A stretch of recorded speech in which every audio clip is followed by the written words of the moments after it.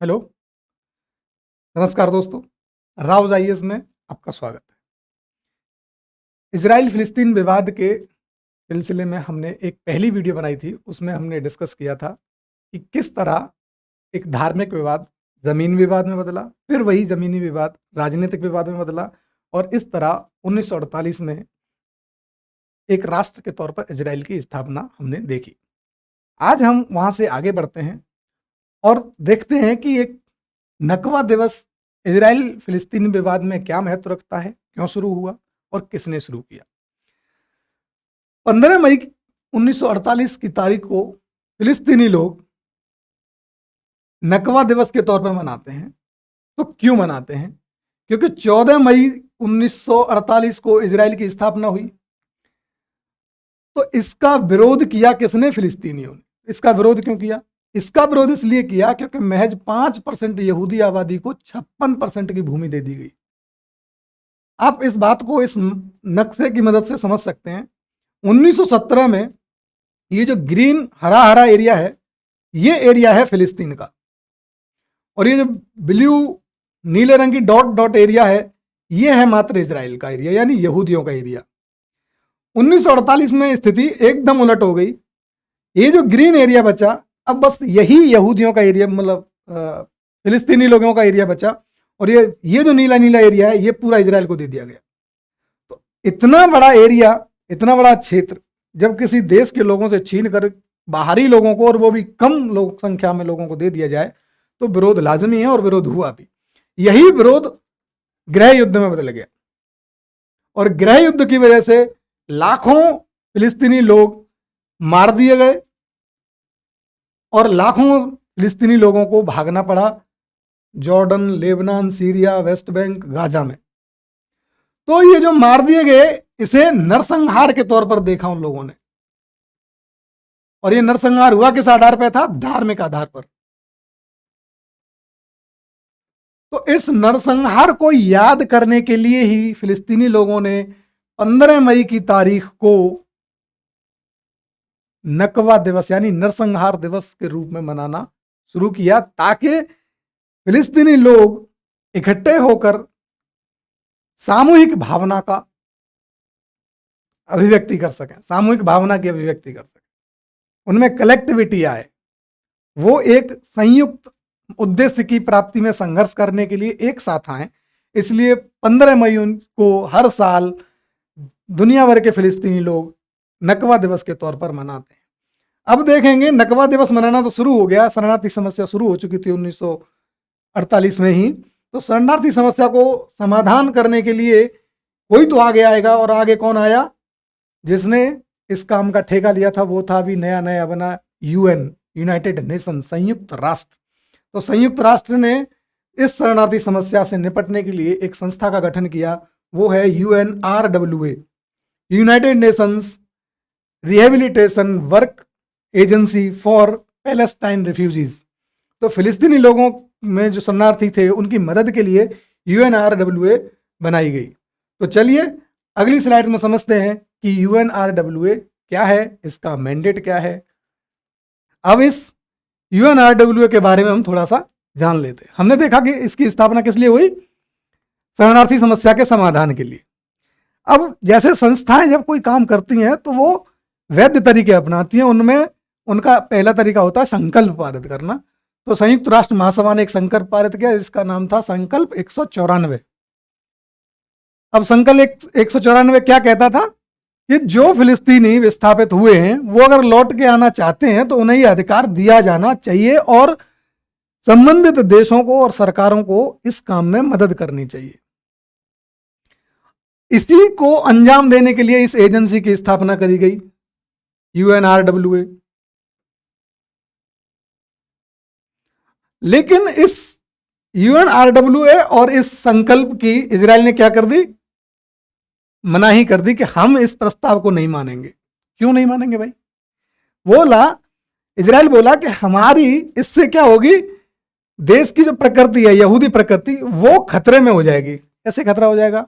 जब कोई देश किसी धार्मिक आधार पर बनता है तो वो कोशिश करता है कि उस देश की जो मेजॉरिटी है वो उस धर्म के लोगों की बनी रहे। जैसे पाकिस्तान धर्म के आधार पर बनने वाला देश है, तो पाकिस्तानी लीडरशिप की हमेशा ये कोशिश रहती है कि वहां जो बहुमत है वो मुसलमानों का रहे, तभी उनको वैधता मिलती है और वो अपने मंतव्यों में सफल हो पाते हैं। तो इसलिए अगर फिलिस्तीनी जो गए हैं बाहर शरणार्थी बनकर गृह युद्ध की वजह से, अगर ये वापस आने लगे तो जो यहूदी प्रकृति है, जो 5% है, ऑलरेडी 5% के आसपास है, जो महज 5% है, अगर फिलिस्तीनी आने लगे जो इस्लामिक है मोस्ट ऑफ द टाइम, तो इसकी जो यहूदी प्रकृति है देश की वो खतरे में हो सकती थी। इसलिए इजराइल ने इस प्रस्ताव को मानने से इनकार कर दिया। अब हुआ क्या कि नकवा दिवस मना लेने भर से आप 10 लोग आके इकट्ठे हों, नकवा दिवस मनाते रहें, ऐसा करने से कोई मकसद हासिल नहीं हो रहा था। तो ये अपर्याप्त था अपने आप में। 10 लोग आते थे, मिलते थे, लेकिन कोई रिजल्ट जो चाहिए था उनको, परिणाम, वो नहीं आ रहा था। और इजराइल ने अड़ियल रुख अपनाया और संकल्प 194 को खारिज कर दिया। और UNRWA जिस उद्देश्य के लिए बनी थी, फिलिस्तीनी शरणार्थियों की मदद के लिए, वो भी उतनी सफल नहीं रही हासिल करने में अपने मकसद को। ये 3 जो कारण रहे, इन्होंने एक नई घटना को जन्म दिया और वो थी PLO की स्थापना। तो PLO की स्थापना का रीजन समझ पाए आप? क्यों सर, क्यों PLO की जरूरत पड़ी? क्योंकि दिवस मना लेने भर से कुछ हो नहीं रहा था। इजराइल अड़ियल रुख अपनाए हुए था और UNRWA विफल हो रहा था अपने मकसद में, यानी फिलिस्तीनियों को वापस बसाने में। कहां से? जो शरणार्थी के तौर पर भाग गए थे इधर उधर के देशों में। तो अब एक संगठित प्रयास के लिए एक संस्था चाहिए थी। अब उस संस्था स्थापना हुई, उसका नाम था PLO। तो चलिए अब PLO के बारे में समझते हैं। यह संस्था फिलिस्तीनी मुक्ति संगठन, पैलेस्टाइन लिबरेशन ऑर्गेनाइजेशन, PLO, 1964 में स्थापना हुई। हमने समझा भी कि कैसे, क्यों हुई। क्योंकि जो प्रयास चल रहे थे फिलिस्तीनियों को वापस बसाने के, वो सफल नहीं हो रहे थे। इस केस में फिलिस्तीनी मुक्ति संगठन की जो स्थापना हुई, उसका साधन था सशस्त्र क्रांति, क्योंकि और कोई तरीका उनको दिख नहीं रहा था। नरम रुख से ये अपने मंतव्य को हासिल कर नहीं पा रहे थे, इसलिए इन्होंने सशस्त्र क्रांति का रास्ता चुना। अब सशस्त्र क्रांति होगी किसके खिलाफ? इजराइल के खिलाफ। इजराइल के खिलाफ इन्होंने सशस्त्र क्रांति करी। अब अरब लीग जो है, अरब लीग, आप UPSC में एक ग्लोबल संस्था के तौर पर ये आपको पढ़ने की जरूरत है, तो आप देख लीजिए अरब लीग में ये देश शामिल हैं। अरब लीग में देशों के नाम की लिस्ट और इनका मकसद आप जान लीजिएगा। अरब लीग ने PLO को फिलिस्तीनी लोगों का एकमात्र प्रतिनिधि के रूप में मान्यता दे दी, लेकिन इजराइल ने और अमेरिका ने इसे आतंकवादी संगठन घोषित किया। क्यों? क्योंकि ये इजराइल के खिलाफ लड़ रहा था। और अरब जो देश हैं वो कभी नहीं चाहते थे कि एक पश्चिमी ताकत का डोमिनेंस हमारे एरिया में हो, तो इसलिए वो स्वाभाविक तौर पर इजराइल के गठन के ही विरोध में थे हमेशा से। तो वो ऐसा कोई लोकल संगठन चाहते थे, स्थानीय संगठन, जो इजराइल का विरोध करे, इजराइल से लड़े, उनको डायरेक्ट कन्फ्लिक्ट में ना पड़ना पड़े अरब लीग के देशों को, अरब देशों को। तो वो ऐसा ही एक संस्था चाहते थे और उनके मन मुताबिक PLO का गठन हुआ। इसलिए उन्होंने 1974 में इसको फिलिस्तीनी लोगों का एकमात्र प्रतिनिधि के रूप में मान्यता दे दी। अब चलते हैं 1967 का 6 दिवसीय युद्ध। तो ये क्या है और क्यों हुआ? तो 6 दिवसीय युद्ध जब होने का कारण ये रहा कि 1848 से 50 का एक दौर है जिसमें गृह युद्ध चल रहा था, अभी हमने बात करी थी। तो गृह युद्ध के दौर में इजराइल अकेला कई देशों से नहीं लड़ सकता था, इसलिए उसने जॉर्डन और मिस्र के साथ क्या किया था? युद्ध विराम समझौता। लेबनान, सीरिया, जॉर्डन, मिस्र के साथ क्या कहता है? युद्ध विराम समझौता, कि हम तुमसे नहीं लड़ेंगे, बाकी लोगों से लड़ते रहेंगे। इस युद्ध विराम के समझौते का फायदा उठाकर जॉर्डन ने क्या किया? वेस्ट बैंक पर कब्जा कर लिया और मिस्र ने क्या किया? गाजा पर कब्जा कर लिया। किसका फायदा उठाकर? उस युद्ध विराम समझौते का फायदा। अब जब कोई किसी देश का कोई क्षेत्र छीन लिया जाता है, ये 1950 के आसपास की बात है, तो अब 1967 आ चुके हैं हम 1967 में, तो इजराइल को जो इंटरनल लड़ाई थी उसमें थोड़ा सा आराम मिला है। तो जब आराम मिला तो इसे लगा कि अब हमको अपने वो पुराने क्षेत्र वापस ले लेने चाहिए जो जॉर्डन ने और मिस्र ने छीने हैं। तो उसी क्षेत्र को वापस पाने के लिए इसने युद्ध छेड़ दिया मिस्र और जॉर्डन के खिलाफ, इराक के खिलाफ, इन तीन देशों के खिलाफ डायरेक्ट युद्ध छेड़ दिया। इसमें बाहर से समर्थन दिया कुवैत, सऊदी अरब, अल्जीरिया और सूडान। ये देखिए आप, ये इजराइल है, ये है गाजा स्ट्रिप और ये है वेस्ट बैंक, ये है जॉर्डन। तो जॉर्डन ने इस पे कब्जा करा था और इजिप्ट ने इस पे कब्जा करा था। इजराइल ने इन दोनों क्षेत्रों को वापस लेने के लिए युद्ध छेड़ा था। इस युद्ध को कहा गया 6 दिवसीय युद्ध। क्यों कहा गया? क्योंकि ये 6 दिन तक चला और इसमें हुआ क्या, निर्णायक जीत हुई किसकी? इजराइल की। और दोनों क्षेत्र वापस पा लिए, एक वेस्ट बैंक और ये गाजा, ये दोनों क्षेत्र इजराइल के कब्जे में आ गए 1967 में। प्लस 2 क्षेत्र और आ गए। 2 क्षेत्र कौन से आ गए? सीरिया से लिया क्या? गोलन हाइट्स एक्स्ट्रा, और मिस्र से क्या लिया? सिनाई द्वीप। देखिए ये सीरिया वाला, ये है मिस्र का सिनाई द्वीप, ये है मिस्र का सिनाई द्वीप, ये वाला हिस्सा सिनाई द्वीप है। और ये जॉर्डन से सीरिया ऊपर जाएंगे तो यहां आपको गोलन हाइट्स, मैं आपको अलग मैप में दिखाऊं, ये वाला हिस्सा, ये गोलन हाइट्स है, ये वाला हिस्सा गोलन हाइट्स है। तो ये एडिशनल ले लिए, 2 तो लिए ही, मूद तो मूद, सूद भी ले ली। अब युद्ध हो रहा है तो ग्लोबल इस लेवल पर शांति के लिए किसको आगे आना पड़ेगा? यूएनएससी को। यूएनएससी आगे आया, और आगे आना पड़ा तो वो आएगा कैसे? किसी रेजोल्यूशन के माध्यम से। देखते कौन सा रेजोल्यूशन लाया। वो रेजोल्यूशन लाया संकल्प 242।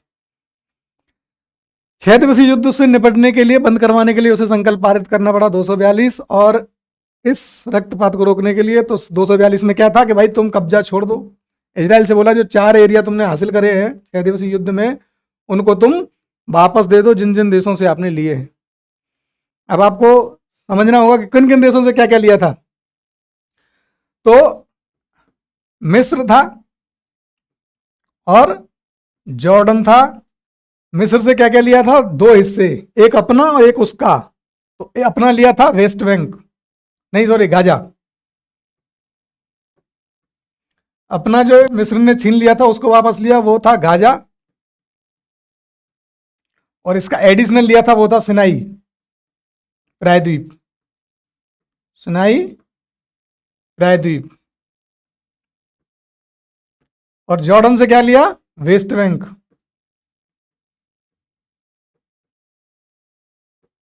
और सीरिया से क्या ले लिया? Golan Heights.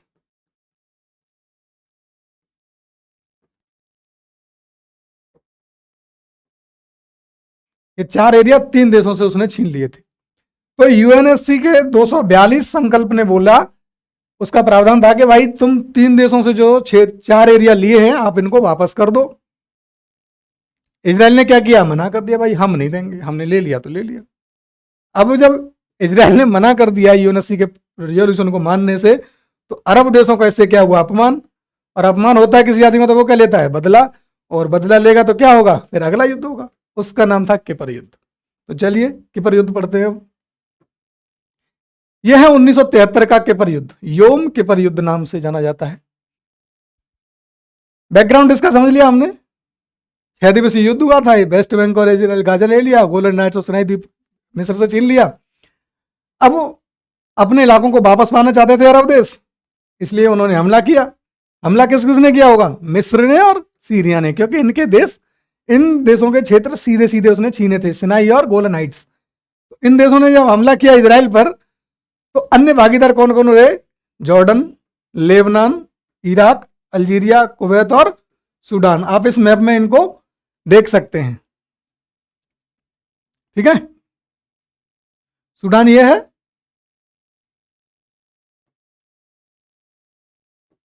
ये सूडान है, ये सीरिया है, ये जॉर्डन है, इधर लेबनान है, इराक ये है, अल्जीरिया ये है, और कुवैत ये है। ये इतनी दूर के देश क्यों साथ दे रहे हैं? ये है रीजन इस्लामिक ब्रदरहुड का। रीजन क्या है? इसका रीजन है इस्लामिक ब्रदरहुड।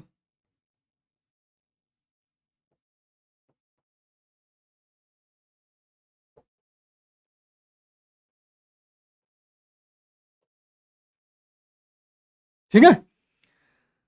अब दोनों शक्तियों में पिछली बार की तरह जो 6 डे वॉर था, 6 दिवसीय युद्ध था, उसमें निर्णायक जीत हुई इजराइल की। लेकिन यहां मामला उल्टा पड़ गया, यहां मामला पड़ गया बराबरी का। ना इजराइल जीत रहा है और ना ये अरब देश जीत रहे हैं। जब मामला बराबरी का पड़ता है तो क्या होगा? युद्ध विराम ही करना पड़ता है। जब दो शक्तियां आपस में लड़ती हैं और दोनों में से कोई नहीं जीत रहा होता है तो उन्हें युद्ध विराम ही करना पड़ता है। और युद्ध विराम करवाएगा कौन? फिर यूएनएससी आएगा, तो उसको नया रेजोल्यूशन लाना पड़ेगा। वो था 338, संकल्प संख्या 338। तो चलिए संकल्प संख्या 338 पढ़ते हैं। युद्ध विराम का आह्वान था 338 के हिसाब से। 2 प्रावधान मुख्य थे। और दूसरी बात थी कि 1967 से पहले, यानी 6 दिवसीय युद्ध से पहले की जो स्थिति थी वही बहाल करो वापस। यानी आपने जो 4 क्षेत्र वापस लिए हैं उनको, यानी ये वेस्ट बैंक आप वापस कर दो जॉर्डन को। इजराइल से बोला गया, ये इजराइल है। गाजा स्ट्रिप और सिनाई प्रायद्वीप, ये वाला सिनाई प्रायद्वीप, ये दोनों किसको दे दो? ये दे दो इस मिस्र को। ये दोनों एरिया किसको दे दो? मिस्र को। और गोलन हाइट्स किसको दे दो? सीरिया। ये बात बोली किसने?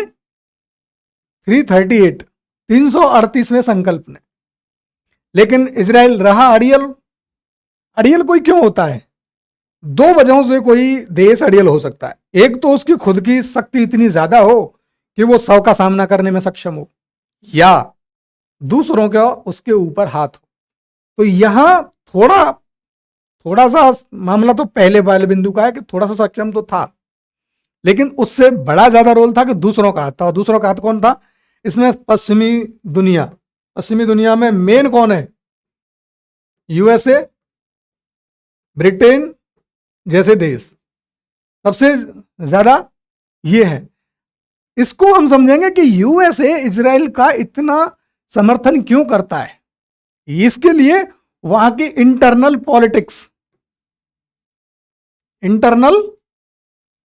पॉलिटिक्स बहुत रोल प्ले करती है। आपने देखा होगा कि कोई भी यूएसए प्रेसिडेंट, कोई भी यूएसए की पार्टी, कोई भी यूएसए का राजनेता इजराइल का विरोध नहीं कर सकता, इजराइल के समर्थन में कटौती की हिम्मत नहीं कर सकता। तो ऐसा क्यों है, हम यह समझने की कोशिश करेंगे आने वाले समय में। तो ये इस पर इजराइल पर किसका हाथ है? यूएसए का। तो ये इसके दम पर उछलता है और इसने हर बार यूएनएससी के रेजोल्यूशंस को मना कर दिया। अब आपका यह सवाल उठना चाहिए कि अगर ये इजराइल है और ये यूएनएससी के रेजोल्यूशंस को पार मना कर देता है तो ये रेजोल्यूशन पार ही क्यों करवाता है? दुनिया में कुछ काम डायरेक्टली होते हैं और कुछ इनडायरेक्टली होते हैं। तो जो इजराइल का साथ है वो तो इनडायरेक्टली दे सकता है यूएसए, लेकिन यूएनएससी में वो एक सदस्य देश है वीटो पावर वाला, तो वहां उसकी नैतिक जिम्मेदारी है विश्व के प्रति, तो वहां से रेजोल्यूशन पास करवाता है कि भाई यहां से तो रेजोल्यूशन पास कर दो 338, लेकिन इजराइल पर हाथ दर गया तो मना कर दो। तो दोनों हितों को साथ लेता है। दुनिया को भी नाराज नहीं करना है और इजराइल को भी नाराज नहीं होने देना है। तो ये यूएसए की चाल है। समझ रहे हैं आप यूएसए कितना बड़ा सातिर देश है? तो ये खेल खेलता है। तो अब क्या हुआ? इजराइल ने मना कर दिया। जब इजराइल ने मना कर दिया है तो विरोध लाजमी है भाई। जब किसी देश की भूमि छीन ली जाए और इजराइल देने से मना कर रहा है तो उसका विरोध होना लाजमी है। विरोध जब होगा तो उसका कोई अभिव्यक्ति भी होगी। तो अभिव्यक्ति किसी हुई? अभिव्यक्ति हुई भूमि दिवस के रूप में। चलिए अब जानते हैं भूमि दिवस क्या है और क्यों मनाया जाता है। तो यह 30 मार्च 1976 को भूमि दिवस मनाते हैं कौन? फिलिस्तीनी लोग। फिलिस्तीनी लोग मनाते हैं। तो भूमि दिवस किससे संबंधित है? इजराइल फिलिस्तीनी विवाद से। और उसमें मनाते कौन है? फिलिस्तीनी लोग। मनाते क्यों है?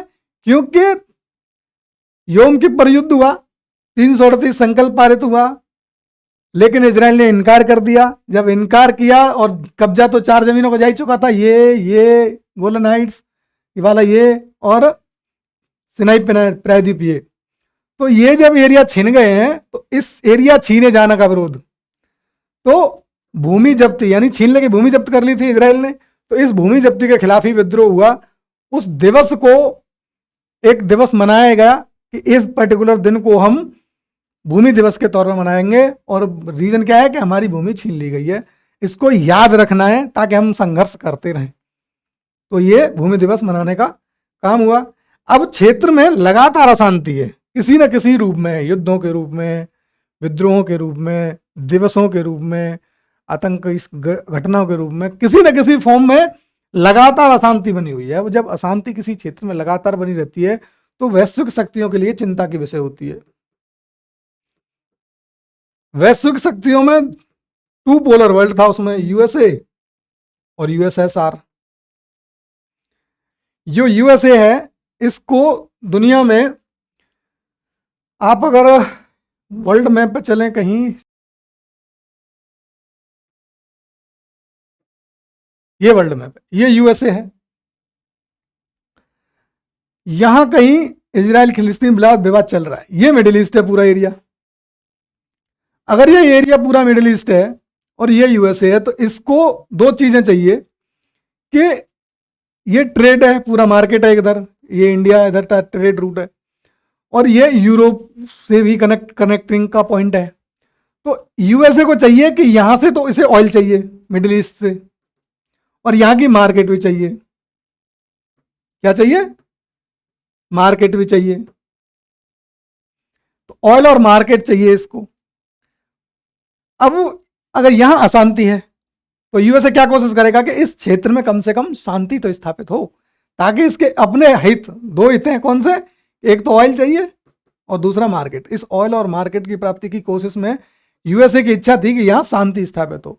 इसी शांति को लाने के लिए यूएसए ने प्रयास किए, और वो प्रयास रिफ्लेक्ट काय में हुए?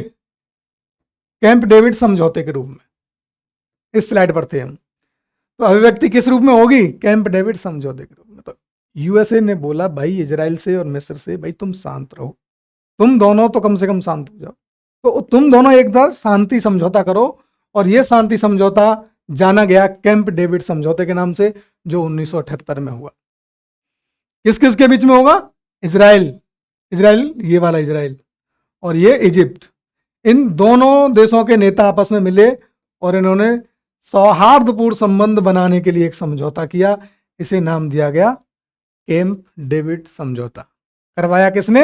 ये हमेशा याद रखना है, यूएसए ने करवाया। क्यों?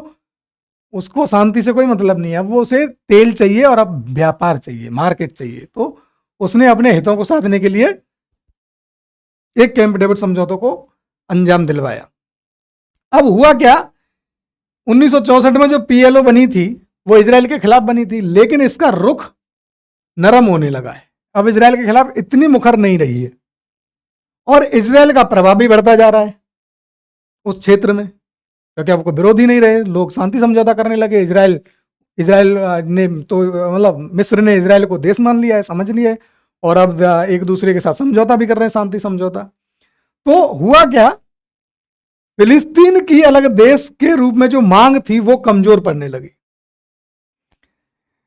फिलिस्तीनी आवाज जिस तेजी से आनी चाहिए थी, जिस असर्टिवनेस से आनी चाहिए थी, मुखरता जो होनी चाहिए थी, वो कम पड़ने लगी। तो अब क्या चाहिए?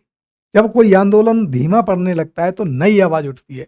इसे हम अपने स्वतंत्रता संग्राम से रिलेट करके समझ सकते हैं। जब जब आवाजें कम पड़ने लगती थी, तब तब नया आंदोलन उठ खड़ा होता था। गांधी जी को देखिए, 1920 के आसपास एनसीएम चलाया, नॉन कोऑपरेशन मूवमेंट। फिर 1930 में सत्याग्रह। अब उसे जब जब ब्रिटिश को लगता था कि अब धीमे पड़ने लगे, फिर एक आंदोलन उठ खड़ा होता था। ऐसा ही कुछ यहाँ हो रहा है। तो नई ऊर्जा की आवश्यकता हुई और इस नई ऊर्जा को बाहर आना था। और बाहर किस रूप में आएगी? अब की बात थोड़ी सी ज्यादा रूप में आएगी। ये आएगी इंतिफादा के रूप में। ये इंतिफादा क्या होता है? विद्रोह। वहां की लोकल भाषा में विद्रोह, अपराइजिंग का मतलब होता है इंतिफादा। तो विद्रोह को वो लोकल भाषा में इंतिफादा बोलते हैं। और इसी इंतिफादा को ऑर्गेनाइज करने के लिए, इसी इंतिफादा को लीड करने के लिए एक ऑर्गेनाइजेशन बनी जिसका नाम था हमास। समझे? आजकल जो हमास युद्ध चल रहा है, हमास और इजराइल के खिलाफ लड़ाई चल रही दोनों के बीच में, उस हमास का उदय यहां दिखता है, पीएलओ की नाकामी में, इजराइल के एडियल रुख में और पहले इंतिफादा में। तो ये हमास कहां से और किस तरह पैदा हुई, अब ये समझते हैं। तो पहला इंतिफादा 1987 और हमास का उदय। तो होगा क्या? इसकी स्थापना यासीन नाम के व्यक्ति ने करी 1987 में। कहां पे करी? गाजा में। ये गाजा कहां है? ये गाजा है आपका पीछे वाली स्लाइड में, देखिए ये वेस्ट बैंक है और ये गाजा है, गाजा स्ट्रिप ये वाली, मिस्र से लगता हुआ एरिया है। अब गाजा स्ट्रिप में क्या हुआ? हमास, ध्यान रखना है,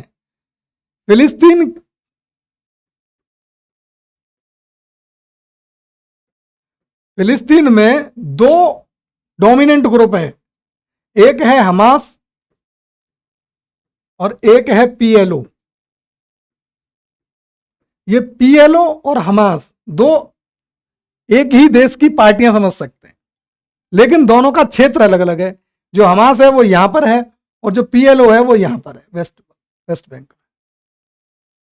ठीक है? तो यासीन नाम के व्यक्ति ने कहां पर करी? गाजा में। इसका काम क्या था? इजराइल के खिलाफ विद्रोह। अब ये विद्रोह जब करते हैं लोग तो कैसे होगा? ये सशस्त्र होगा।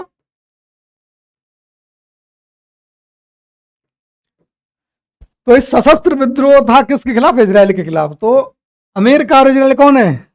आगे मौसेरे भाई, ये मौसेरे भाई हैं। तो अमेरिका ने इसको क्या कर दिया? आतंकवादी संगठन घोषित कर दिया 1997 में आगे चलकर। लेकिन हमास की पॉलिटिकल डोमिनेंस बढ़ रही थी और पीएलओ अपना अस्तित्व बचाने के लिए उसे कुछ करना था। तो उसने क्या किया? संकल्प 242 और संकल्प 338 को स्वीकार कर लिया। इसका मतलब यह था कि इजराइल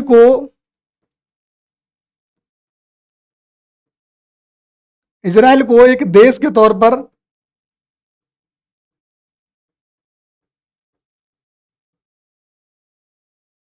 स्वीकार कर लिया। अब तक हो क्या रहा था?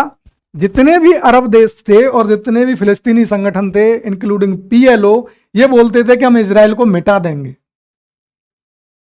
इजराइल को मिटा देंगे, खत्म कर देंगे, रहने नहीं देंगे। ये फिलिस्तीन हमारा देश है, ये देश हम पे थोपा गया है, हम इसको रहने नहीं देंगे। लेकिन अब क्या कर रहा है पीएलओ? जो किसी देश को खत्म करने के लिए बना था, अब उसने उसी देश को स्वीकार कर लिया। शर्त क्या रहेगी कि 338 को हिसाब से काम होना चाहिए। 338 में क्या बोला गया था कि इजराइल को 1967 के पहले की स्थिति में जाना होगा। यानी ये वाली बात रहेगी, ये एरिया छोड़ देगा इजराइल, ये एरिया छोड़ देगा इजराइल, और ये एरिया छोड़ देगा इजराइल, और ये एरिया छोड़ देगा इजराइल। क्योंकि 1967 में यही 4 एरिया तो हासिल किए थे उसने, गाजा स्ट्रिप, सिनाई द्वीप, प्रायद्वीप, वेस्ट बैंक और गोलन हाइट्स। 338 में बोला गया था कि भाई तुम ये 4 एरिया को छोड़ दो, तुम भी बने रहो, और ये 4 एरिया छोड़ के जिन देदों के पास। लेकिन पीएलओ ने क्या बोला कि तुम ये 4 एरिया छोड़ देते हो तो तुम भी रहो और हम भी रहेंगे। तो मतलब ये था कि 338 को मान करे इजराइल के अस्तित्व को स्वीकार किसने कर लिया? जो उसके अस्तित्व के खिलाफ पैदा हुआ था। अब हुआ क्या? विद्रोह चल रहा है अभी भी। पीएलओ ने तो मतलब गठबंधन कर लिया है। पीएलओ गठबंधन कर लिया किसके साथ? इजराइल के साथ। पीएलओ ने इजराइल को मान्यता दे दी, मतलब अब सहमति बन गई कि तुम भी रहो हम भी रहेंगे, इतनी तो सहमति है कम से कम। तो अब विद्रोह को दबाना है, इजराइल को साथ चाहिए, लोकल लोगों का मिल जाए तो और बेहतर है। जैसे अंग्रेजों ने हम पर राज किया तो कैसे किया था, राजे महाराजाओं को अपने साथ मिलाकर, वही काम इजराइल ने किया। तो विद्रोह को खत्म करने के लिए इजराइल ने किससे हाथ मिलाया, पीएलओ से। और ये पीएलओ से हाथ मिलाएगा तो क्या करेगा, एक समझौता, और उसी समझौते का नाम है ओस्लो समझौता 1993। समझ रहे हैं घटनाएं किस तरह फॉर्म हो रही हैं, धीमे धीमे इवेंट डेवलप होते हैं, पिछला इवेंट अगले इवेंट को कैसे क्रिएट कर रहा है। यह है 1993 का ओस्लो समझौता। इंतफादा हो रहा है, इंतफादा को रोकना है, तो रोकने के लिए समझौता आया हुआ था 1993 का ओस्लो समझौता। इसमें प्रावधान क्या है, होगा किसके बीच, बता दिया मैंने, इजराइल और फिलिस्तीनी पीएलओ का एक नेता है उसके बीच। नाम याद रखने की हमको जरूरत नहीं है, चाहो तो अपने आर्गुमेंट में पावर लाने के लिए याद रख सकते हैं। यासर अराफात नाम था उनका, ठीक है। अब पीएलओ का हेड था, लेकिन वो, ये ध्यान रखना है बस, जरूरी है ये पीएलओ के साथ हुआ इसलिए। तो पीएलओ और इन दोनों के समझौते का प्रावधान था कि फिलिस्तीन में अंतरिम स्वशासन बनेगा, मतलब सेल्फ गवर्नमेंट बनेगी। अब सेल्फ गवर्नमेंट में और सोवरेन गवर्नमेंट में क्या अंतर होता है, ये थोड़ा सा जान लो। सेल्फ गवर्नमेंट का मतलब है तुम इंटरनल मैटर संभालो, मतलब आंतरिक मामलों को तुम संभालो, बाहरी मामले तुम्हारे अधिकार में नहीं रहेंगे, यानी तुम फॉरेन रिलेशंस किसी के साथ क्रिएट नहीं कर पाओगे, सेना नहीं रख पाओगे, ऐसा मामला। जैसे भारत सरकार सोवरेन सरकार है और यूपी सरकार सेल्फ गवर्नमेंट। कंपैरिजन के तौर पे एक था, ताकि आपका एनालिसिस समझ में आए कि कर क्या रहे हैं हम। सोवरेन गवर्नमेंट को नहीं मान्यता दी है ओस्लो समझौता ने, सोवरेन गवर्नमेंट नहीं होगी, केवल क्या होगी, सेल्फ गवर्नमेंट होगी। सेल्फ गवर्नमेंट होगी, फिलिस्तीन में अंतरिम होगी। और इस शासन को चलाने के लिए एक संस्था बनेगी, फिलिस्तीनी राष्ट्रीय प्राधिकरण, Palestine national authority, PNA. OBS lead कौन करेगा, पीएलओ ही करेगा, इसमें सारे राजनेता इसी के होंगे। और जो कब्जा किए गए क्षेत्र थे जहां इजराइल की सेना थी, वहां से अब सेना कहां जाएगी, इजरायली सेना कहां जाएगी, वापस हो जाएगी। ये पीएलओ, ये ओस्लो समझौता के ये 3 मुख्य प्रावधान। लेकिन ये उद्देश्य, ये जो समझौता है अपने उद्देश्य की प्राप्ति में क्या रहा, विफल रहा। जब पहला उद्देश्य विफल रहा तो दूसरे अब समझौते की आवश्यकता पड़ेगी, तो दूसरा हुआ भी, उसका नाम भी ओस्लो समझौता था। वो कब हुआ और उसके क्या प्रावधान थे, वो हुआ 1995 में, दूसरा ओस्लो समझौता हुआ। क्यों, क्योंकि पहला ओस्लो समझौता जिस उद्देश्य से हुआ था वो उद्देश्य उसे हासिल नहीं हो सके, तो दूसरा ओस्लो समझौता हुआ। होगा किन के बीच, इजराइल और पीएलओ के बीच। तो होगा क्या, वेस्ट बैंक और गाजा के कुछ हिस्सों में स्वायत्तता बढ़ा दी गई, पहले स्वायत्तता थोड़ी सी दी गई, अब स्वायत्तता और बढ़ा दी गई, लेकिन स्वतंत्र राज्य अभी भी नहीं माना। तो हुआ क्या, पहला इंतफादा फेल हो गया है। हमास 1987 में बना, लेकिन पहचान हासिल नहीं कर पाया जिस उद्देश्य से ये हासिल हुआ, मतलब क्रिएट हुआ कि हम इजराइल को खत्म कर देंगे, हम सशस्त्र विद्रोह करेंगे, लेकिन उस रूप में इसकी पहचान अभी नहीं हो पाई थी। तो इसके सामने पहचान का एक संकट है। और पहला इंतिफादा, पहला विद्रोह विफल हो चुका है, ओस्लो समझौता हुए उनसे वो हासिल नहीं हुआ जो होना चाहिए था। तो इन सब घटनाओं ने क्या क्या किया, अगले इंतिफादा के लिए बीज बो दिए, यानी दूसरा विद्रोह। वो कब होगा, 2000 में। चलिए देखते हैं कि दूसरा इंतिफादा 2000 में क्या हुआ और उसमें क्या मामला था। तो दूसरा इंतिफादा 2000 में शुरू हुआ। शुरू क्यों हुआ, ये हमने देखा, हमास को पहचान का संकट था, ओस्लो समझौता विफल रहे थे, ठीक है। तो और जो फिलिस्तीन नाम का देश बनना चाहिए था वो अभी एग्जिस्टेंस में आ नहीं पा रहा है। तो ये 3-4 बातें मिला के उसने दूसरे इंतिफादा की जमीन तैयार कर दी। दूसरा इंतिफादा 2000 में शुरू हुआ। इसका जवाब 2002 में तगड़े तरीके से दिया गया था। और हुआ क्या कि इजराइल ने वेस्ट बैंक के शहरों पर फिर से कब्जा करना शुरू कर दिया। अभी दे दिया तो थोड़ा सा स्वायत्तता वैधता, लेकिन फिर इसने बढ़ाना शुरू कर दिया इस एरिया में। वेस्ट बैंक के किनारे किनारे एरिया में घुसने लगा अभी। 2006 में जब बात नहीं बनी तो फिर हमला और तेज कर दिया गया लेबनान में हिजबुल्लाह पर, और गाजा में हमास पर युद्ध छेड़ दिया इजराइल ने। फिलिस्तीन का मतलब जो आजकल हमें और तुम्हें समझना चाहिए वो है गाजा स्ट्रिप और ये वेस्ट बैंक। यहां दो अलग अलग पार्टियां हैं।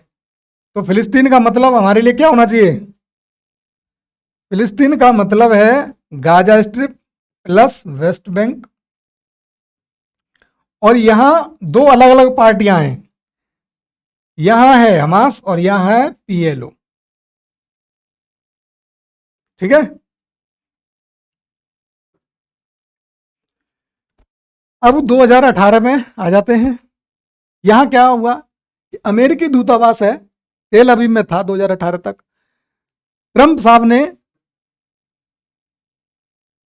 बोला कि हम दूतावास को तेल अवीव से क्या ले चलते हैं? यरूशलेम। यह है तेल अवीव, और ले जाना कहाँ है?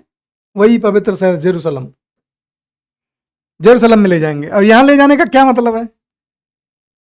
वर्ल्ड पॉलिटिक्स में सांकेतिक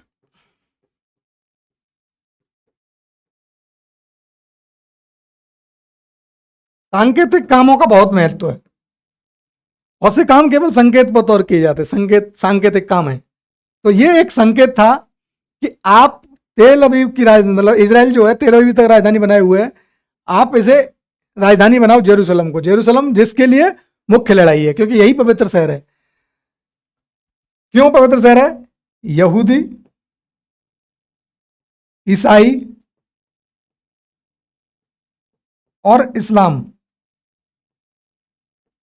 इन तीनों धर्मों का मानना है कि इनकी उत्पत्ति इसी जेरूशलेम में हुई है। इसीलिए इस जगह पर कब्जा करने के लिए हमेशा युद्ध इन तीनों धर्मों के राजनेताओं में, राजनीतिक पार्टियों में होता रहता है। इस स्थान की पवित्रता, सैंक्टिटी को बचाए रखने के लिए सब अपने अपने दावे करते हैं। यहूदी बोलते हैं कि शुरुआत में हम थे तो हमारा है, इस्लाम बोलता है कि हमारा है, और ईसाई बोलते हैं कि हमारा है। सारी लड़ाई इसी जेरूशलेम के लिए। तो जेरूशलेम को राजधानी अभी बनाया नहीं गया है, लेकिन इजराइल को नैतिक समर्थन देने के लिए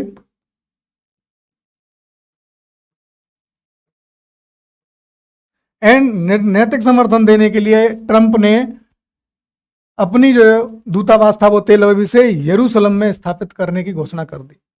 अब सवाल उठता है कि अमेरिका ऐसा कर क्यों रहा है? तो देखिए, कर इसलिए रहा है कि अमेरिका में जो अमेरिका है उसकी इंटरनल पॉलिटिक्स में एक यहूदी लॉबी है।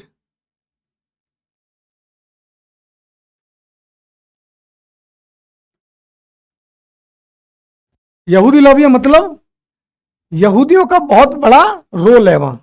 वो इकोनॉमी में बहुत बड़ा रोल प्ले करते हैं यूएसए में। तो अमेरिका की राजनीति बिना यहूदियों के समर्थन के नहीं चलती है। राजनीतिक फंडिंग हो या और भी जितने भी समर्थन टाइप से हो सकते हैं, वो जितने भी तरह के समर्थन है वो यहूदियों के बिना नहीं होती है। तो देखा होगा आपने कि अमेरिका में कोई राजनीतिक दल यहूदियों के खिलाफ नहीं कर सकता काम, और इजराइल का विरोध नहीं कर सकता। अब 2018 वर्ष चल रहा है, और 2020 में क्या है? चुनाव है। जिस तरह नेपोलियन ने घोषणा करी थी जीतने के लिए, उसी लिए ट्रंप ने भी एक घोषणा करी, फंडिंग मिले ज़्यादा, तो उसने घोषणा करी कि हम तेल अवीव से यरूशलेम पहुंचा रहे अपने दूतावास को, इजराइल को समर्थन की घोषणा। तो इससे यहूदियों का समर्थन हासिल करने की ट्रंप को उम्मीद थी। हालांकि वो विफल रहा, लेकिन उसने इस उम्मीद के सहारे ये घोषणा करी। ठीक है। साथ में और क्या किया? एक तो तेल अवीव से हटाकर यरूशलेम में दूतावास बढ़ाने की घोषणा करी, और यूएनआरडब्ल्यूए जो बनाया था 1950 के आसपास, 1950 के आसपास जो यूएनडब्ल्यूआर बनाया था फिलिस्तीनी मदद के लिए, फिलिस्तीनी शरणार्थियों की मदद के लिए, उसको क्या हुआ? उसमें उसकी फंडिंग में कटौती कर दी, क्योंकि अमेरिका सबसे ज्यादा फंडिंग करता था इस फंड में। अमेरिका का मानना है, खासकर ट्रंप का, कि हम अपने दुश्मनों